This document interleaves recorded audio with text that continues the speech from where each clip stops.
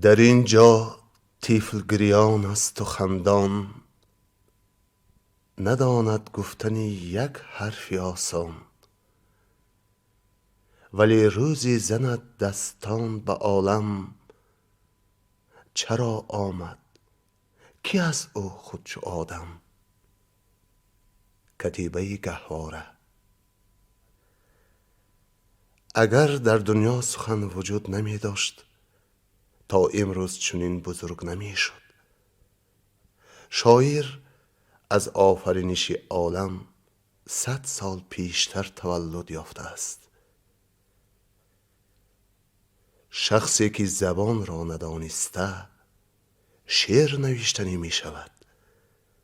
مانند دیوانه است که شناور نیست و خود را به دریای پرتلاطم می اندازد. بعضی ها نه برای آن لب به سخن می کشایند که معینه‌شان پر از فکرهای بیکر است، بلکه زبانشان می خارد. بعضی ها نه برای آن شعر می نویسند که دلشان از حسیات بزرگ لبریز است، بلکه گفتن دشوار است که برایش آنها یک باره شعر نویسی را اختیار می کنند. آهنگ شعرهای این قبیل شاعران صدای چارمغز پوچی در سناج ریخته را به خاطر می آرد. این گونه آدمان اول به اطراف نمی نگرند که از کاروبار جهان واقف شوند. آنها به آهنگ و صدا و سرود و نواهای عالمیان گوش نمی دهند تا چی بودن زندگی را درک بکنند.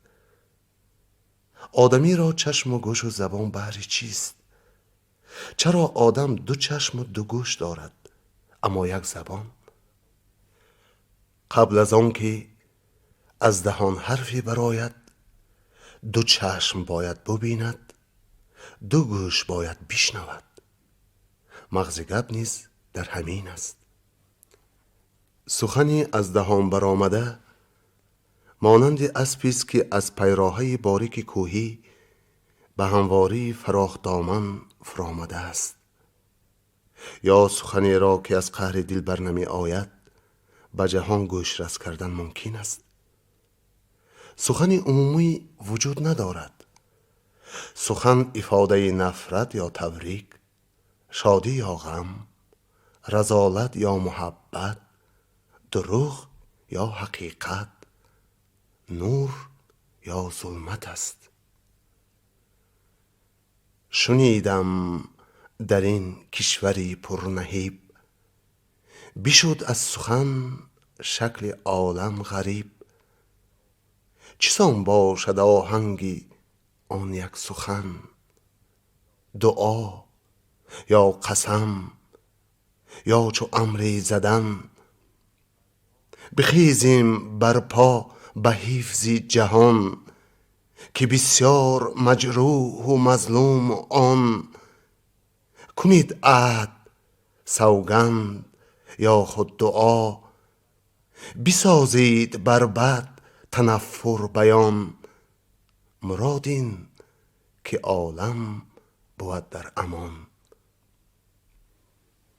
یک رفیقم گفته بود من صاحب لفظ خودم، خواهم به گفتم عمل میکنم، نخواهم نی. به رفیق شاید چنین محاکمه‌رانی موافق باشد، اما نویسنده باید حقیقتا صاحب سخن خود باشد. خواه قسم خورد، خواه نفرین گوید، باید از سر قولش نگردد. نویسنده در سر یک گپ 2 خیل قسم نمی خورد. عموما کسی که بسیار قسم می خورد به فکرم دروغگوی است. اگر این کتاب خالی باشد، من آن را از رشته های رنگین زبان اوری می بافم. اگر پوستین باشد، من آن را با رشته های با قوت زبان اوری می دوزم. می گویند که در زمانهای خیلی قدیم در زبان اوری کلمه خیلی کم بود. مفهومهای آزادی، حیات، مردانگی، دوستی، نیکی را با یک کلمه یا با کلمه های هم مضمون و هم معنا افاده می کردند. بگذار دیگر زبان خلق خردی مرا کمبغل بگویند. هر آنچه می خواهم به زبان خودم گفته می توانم و برای افاده فکر و حسیاتم به من زبان دیگری لازم نیست. در داغستان لک نام قومی کمشماری هست. به زبان لکی قریب 50,000 کس گپ می زند. معین نشدن شماره دانندگان این زبان دشوار است، زیرا کودکانی هستند که هنوز به گپ ندر آمدند و آدمانی هستند که زبان پدر و بابایان خود را کیها فراموش کردند. مردم لک کمشمارند، اما آنها را در هر گوشه و کنار روی زمین دچار کردن ممکن است. زندگی قشاقانه در سرزمینی سنگلاخ آنها را مجبور می ساخت که به 4 طرف دنیا از پی رزق پریشان خود بروند. همه آنها بسی هنرمند بودند. از بینشان موزه‌دوز، آهنگر، زرگر و حافظ یافت می شد. در داغستان می گویند تربوز را آهسته تر بر که از درونش یگان لک نبراید. مادر لک پسرش را هنگامی به کشورهای بیگانه گسیلانیدن چنین آگاه می نمود: وقتی از طبقچه شهریان آش خوردنت چشم به طبق داشته باش، شاید در تگ آن یگان آدم خودمان باشد. اینک حکایت می کنند. در شهری کلانی کی می داند، مسکو باشد یا لنینگراد، یک لک گشت و گذار داشته است. به ناگاه یک آدم لباس داغستانی پوش را می بیند. بوی وطنش را حس می کند و با آن شخص گپ زنان کردنی می شود. همان لحظه تاخته نزد همدیارش می رود و به زبان لکی حرف می زند. همدیار گپی همدیار را نمی فهمد و کله می جنباند. لک به زبان قومیقی، بعد به تاتی، عاقبت به لزگی گپ زده می بیند که شاید او فهمد. لک به کدام زبانی که گپ زند همدیار لباس داغستانی پوشش نمی فهمد. نهایت به زبان روسی می گذرد. سپس معلوم می شود که لک به آور دچار آمده است. آور شناس تصادفی خود را طعنه و ملامت می کند که تو چه خیل داغستانی؟ تو چه خیل همدیاری من کی؟ زبان آوری را نمی دانی؟ تو داغستانی نی؟ شطوری بیابان تو. در این ماجرا من طرفدار آوری خودم نیستم. به سر لکی بیچاره وی بیهوده داد زده است. زبان آوری را البته دانستن هم ممکن، ندانستن هم. همینش مهم است که آن شخص زبان مادری خود، زبان لکی را می دانست. غیر از این او یک چند زبان دیگر را می دانست و حالان که آور از آن زبانها بیخبر بود. ابو طالب باری به مسکو رفته است. در کوچه او به راهگذر مراجعت کردنی می شود. به گمانم کجا بودن بازار را پرسیدنی می شود. همین خیل تصادف می افتد که شخصی به ابو طالب دچار آمده انگلیس می براید. چه جای حیرت، در کوچه های مسکو خارجیان بسیارند. انگلیس گپی ابو طالب را نمی فهمد و اول به انگلیسی، بعد به فرانسوی، ثانی به اسپانی، ممکن به زبانهای دیگر هم باشد، سوال می کند. ابو طالب گپش را به انگلیس اول به روسی، ثانی به لکی، بعد به آوری، سپس به لزگی، بعد به درغی، نهایت به قومیقی فهمانیدنی می شود.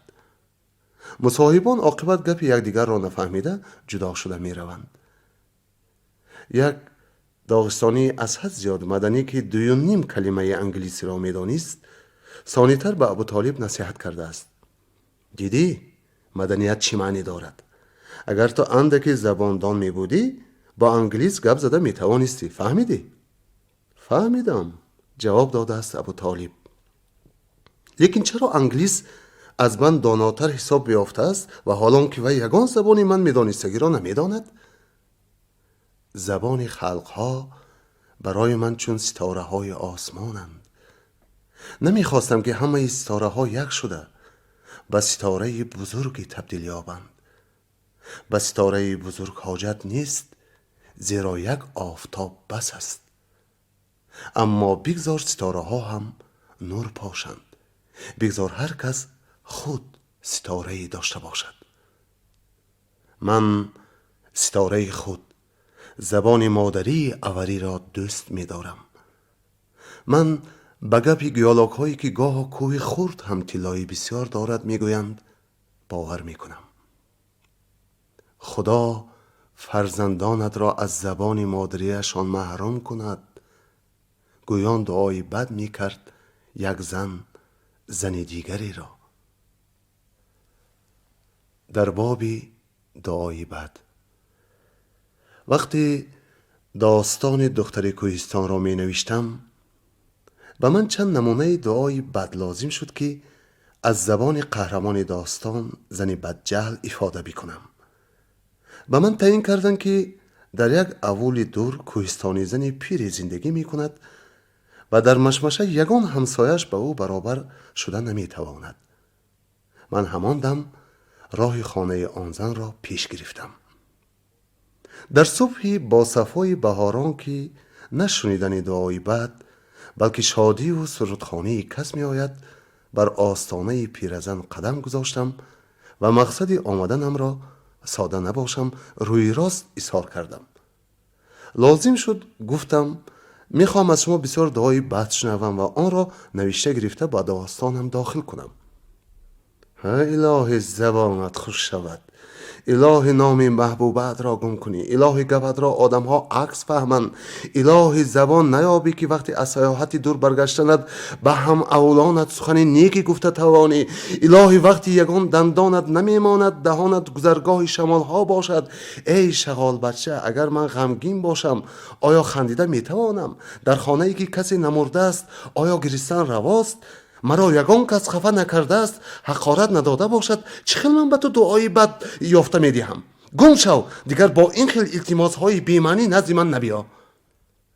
در راه چنین اندیشه میکردم و بی هیچ قهر و غضب در آمدی گپ به سرم اینقدر باران دعای بد ریخت. اگر کسی در حقیقت قهرش را بیارد با پوستش کاجای میکردگیست. به فکرم وقتش آید یگان فولکلورشناسی داغستانی کتاب دعای بدهای کوهستان را ترتیب می دهد و آنگاه مردم تا چه اندازه گپدان و گپباف بودن کوهستانیان، براگی سخن و قوه تحیلات آنها و فصاحت و نفاست زبان ما را درک خواهند کرد. هر اول مخصوص خود دعای بد دارد. از آتش سوزان دعای بد احتیاط باشید. یکی دست و پای شما را با رشته های ناعیان بسته پرتافته است، دیگری شما را کیها به گور انداخته است. دعای بدی سیومی چشمان شما را کافته گرفته به طبق آش خورده ایستاده اتان انداخته است. چهارمی چشمان شما را کافته گرفته روی سنغیلانده به دره برده نیست می کند. دعای بدی چشم یکی از دعای بدهای سختترین حساب می آبد، اما از وی سخترش هم هست. من در یک اول منشه دو زن را شنیدم. الهی فرزندهایت را از زبان آموزشان محروم کند.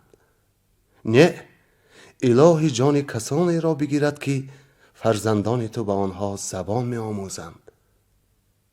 انا این خیل دعاهای بد هستند. اما در کوهستان کسی که زبان مادریش را حرمت نمی کند به هیچ دعای بد هم سزاوار عزت و حرمت نخواهد بود. اگر فرزند شعرش را به زمان ویران نوشته باشد، مادر کوهستانیش آن را نمیخواند. از دفترچه خاطرات. باره در پاریژ من یک رسام داغستانی را دچار کردم. پس از ریولوسیون دیری نگذشته او به ایتالیا خواندنی رفته، آنجا زن ایتالیانی گرفته به وطنش برنگشته است. این داغستانی به گیر و مان کوهستان آموخته شده به وطن نوش با دشواری عادت می کند. او تمام روی زمین را چرخ می زند. در شهرهای زیبای مملکت‌های بسیار اقامت می کند. اما کجایی رود غصه همراهش. خواستم که این غصه او را با رنگها عکس یافته است بینم. بنابراین خواهش نمودم که رسمهای کشیده خود را نشان دهد. یک صورتش یاد وطن نام دارد. در صورت زن ایتالیانی، همان زن خودش که در بر لباس قدیمی اوری دارد، تصویر یافته است. زن در لب چشمه به دست کوزه میسی زرابان مشهور گاتساتلینی نشسته است. در نشیبی کو اول خانه هاش سنگینی اوری با رنگ های حزناور تصویر شده است. کوه ها سرخم، قله های کوه ها تومن پوش. تومن اشک کوهسار گفت رسام. هنگامی که نشیبی کوه ها را تومن می پیچاند، از آژنگ جبین شاخ ها دانه های شفاف آب جاری می شود. این تومن منم. در صورت دیگر پرنده ای را دیدم که بر شاخ آلوی کوهی نشسته است. آلو در میان سنگستان رویده است. پرنده خانش دارد. کوهستانی زنی از تریزه خانه به این پرنده با چشم حسرت می نگرد. رسام دید که به رسمش با رغبت می نگرم، چون این شهر داد. این رسم از روی افسانه قدیمی اوری. کدام افسانه؟ همون که پرنده را داشته به قفس بیندازند. پرنده در بند افتاده شب و روز وطن وطن وطن میگوید. خودی من برین. صاحب پرنده اندیشه میکند چه خیل باشد وطنش؟ کجا باشد آن؟ شاید وطنش یک مملکت خرم و زیبایی باشد که آنجا درختان بهشت در شکفتن و مرغان جنت در خوانشند. بیا این پرنده را آزاد بکنم و ببینم کجا پرواز میکند. وی به من راه آن مملکت افسانه‌ای را نشان خواهد داد. با همین اندیشه دریچه قفس را میگشاید، پرنده میبراید و تقریبا 10 قدم دورتر به شاخ آلوی کوهی که میان سنگستان میروید رفته میشیند. لانه او در شاخ همین آلوی کوهی بوده است. به وطن خود من هم از تریزه قفس خود می نگرم. چرا گشته نمی روید؟ دیر شد. در وقتش از وطنم دلی جوانی پرحرارتی آورده بودم. آیا می توانم اکنون به جای آن استخوان‌های فرتوت خود را ببرم؟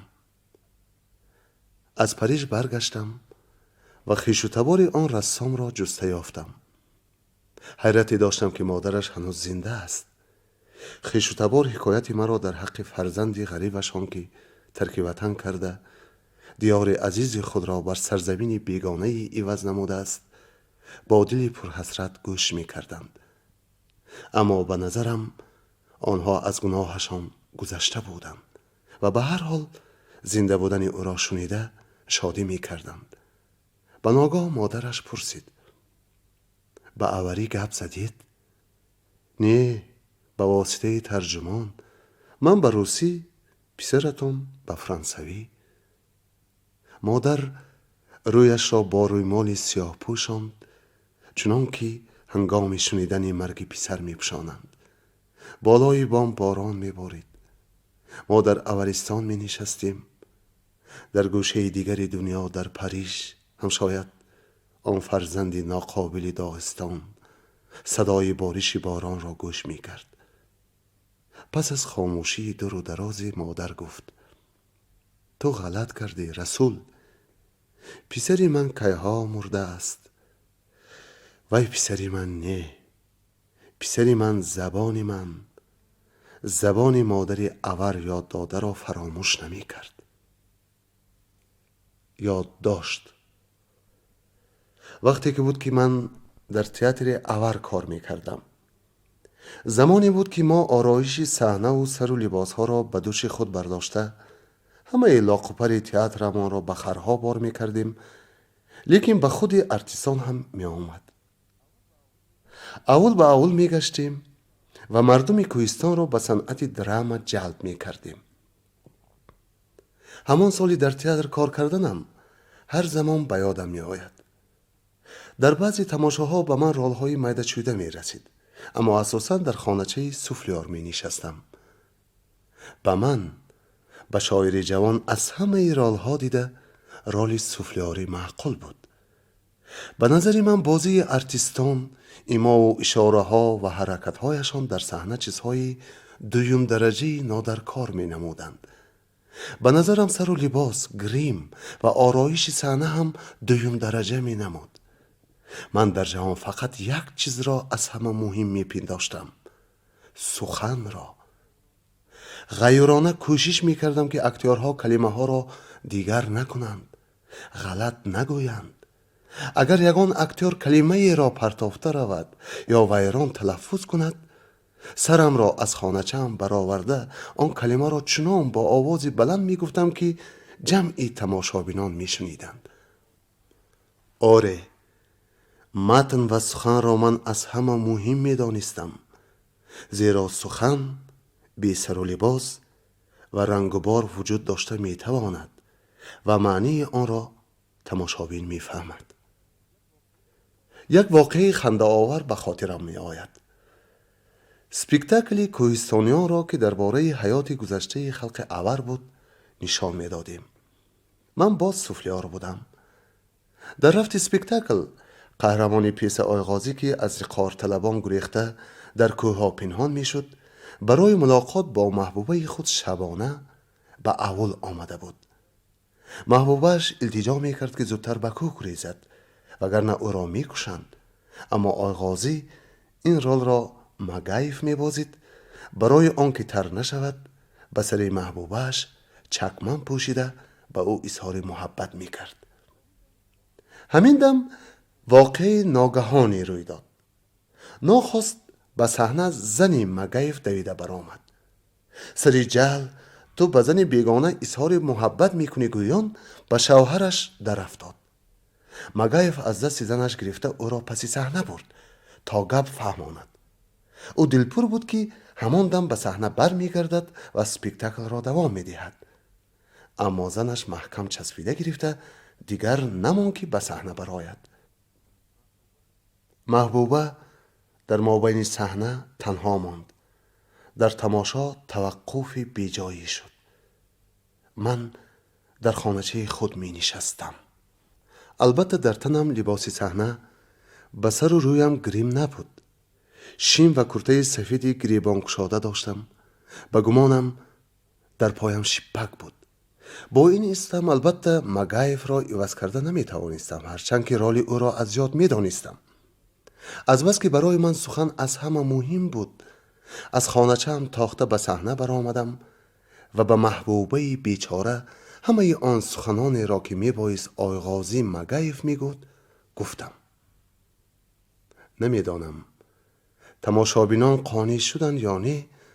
شاید درام برایشان به مضحکه تبدیل یافت، ولی من قناعت حاصل کردم، زیرا تماشابینان مضمون پیس را فهمیدند. یگان کلمه ناگفتن نماند که این را من از همه مهم می شماریدم. یاد دارم با همان تئاتر من اولین بار به دیهه مشهور بلنکو غونیب رفته بودم. معلوم که شاعر به شاعر یکدیگر را نشناسند هم مهمان است. در غونیب شاعر زندگانی میکرد که درباره‌اش شنیده اما خودش را پیش از این ندیده بودم. به خانه آن شاعر مهمان شدم و همه روزهای مسافرتمان آنجا ماندم. میزبانان مهمان نواز مرا چنان پذیرایی کردند که من حتی خجل شده دست و پا میخوردم. خصوصا نوازشکاری های مادر شاعر در خاطرم نقش بسته است. وقتی از دیه رفتنم برای اظهار منتداری سخن نمی یافتم. هنگامی با مادر شاعر ودا کردن در خانه کسی نبود. می دانستم که مادر در حق پسرش سخن نیکی شنود. برایش این خرسندی است. هرچند ناچیز بودن استعداد شاعر غونیبی را می دانستم، ناعلاج به تعریفش دهان گشادم. به مادر گفتم که پسرش شاعر خیلی پیش قدم، همیشه در موضوعهای زمانوی شعر می گوید. ممکن پیش قدم هم باشد. با حسرت گپم را برید مادر. لیکن استعداد ندارد. ممکن شعرهایش زمانوی هم باشد، لیکن من خوانده دلگیر می شوم. این کار عجیب را بین رسول. وقتی که نو زبان می برآورد و گپهایش را فهمیدن هم دشوار بود، من از شادی به کرته هم نمی غنجیدم. اکنون که نه فقط گپ زدن بلکه شعر نوشتن را یاد گرفته است، من دلگیر می شوم. می گویند که عقل زن در بر دامنش، تا دمی که در جایش می شیند عقل همراهش. همین که برخاست عقل از دامنش غلیده به زمین می افتد. پسر من هم همین خیل. وقتی که سر دسترخوان نشسته سخن می راند، گپهایش درستند. خیالم گوش کرده شینم. همین که از سر دسترخوان خیست تا سر میزی کاری رسیدنش، همه سخنهای عادی خود را گم می کند. فقط کلمه های تندتراقی بی آب و رنگ دلگیر می ماند. این قصه به یادم می آید و به خدا التجا می کنم که مرا از زبانم محروم نکند. می خواهم آنچنان نویسم که شعرهایم، همین کتابم، هر آنچه از زیر قلمم می براید، هم به مادر، هم به خواهر، هم به هر کوهستانی، به هر انسانی که کتابم به دستش می افتد، فهما و معقول باشند. من نمی خواهم آدمان را دلگیر کنم، می خواهم برایشان شادی و خرسندی بیارم. اگر زبانم ویران شود، تندتراق، نافهما، دلگیر کننده باشد، خلاصه اگر زبانم را ویران بکنم، در زندگی به من از این روزی سخت‌تری نخواهد شد. بعضا مردهای اولمان در نزد مسجد برای مصلحت جمع می شدند و من به آنها شعرهای پدرم را می خواندم. من بچه خرد بودم، لیکن شعر را با شوق زیاد، حتی از حد زیاد، با آوازی بلند، بعضی کلمه و صداهای به خودم معقول را مقصود جدا کرده می خواندم. مثلا شعر نوی پدرم گرگ را دنباله گرفتن در صده را خوانده، صدای ت را در کلمه های بط و صعده دندانهایم را زیج کرده تلفظ می نمودم. با وجود این دندانهایم لرزیده به هم می خوردند و شقر راست می کردند. گمان داشتم که این آوازها را همین طرز سخت و به شدت تلفظ بکنم، تأثیرشان زیادتر می شود. پدرم هر دفعه تلفظم را اصلاح کرده می گفت: مگر سخن چارمغز است که آن را به دندان می شکنی؟ یا سخن سیر است که آن را هاون سنگین انداخته کوبند؟ یا سخن زمینی سنگلاق است که زور زده آماش را پخش کرده رانند؟ کلمه ها را آزاد، زور نزده تلفظ بکن که دندانهایت شقر راست نزنند. من از سر نو می خواندم، باز همان خیل می بر آمد. این ده مادرم در لبی بام می ایستاد. پدرم به مادرم گفت: اقلا تو به این یاد ده. مادرم کلمه های برایم دشوار را عیناً موافق خاص پدرم تلفظ نمود.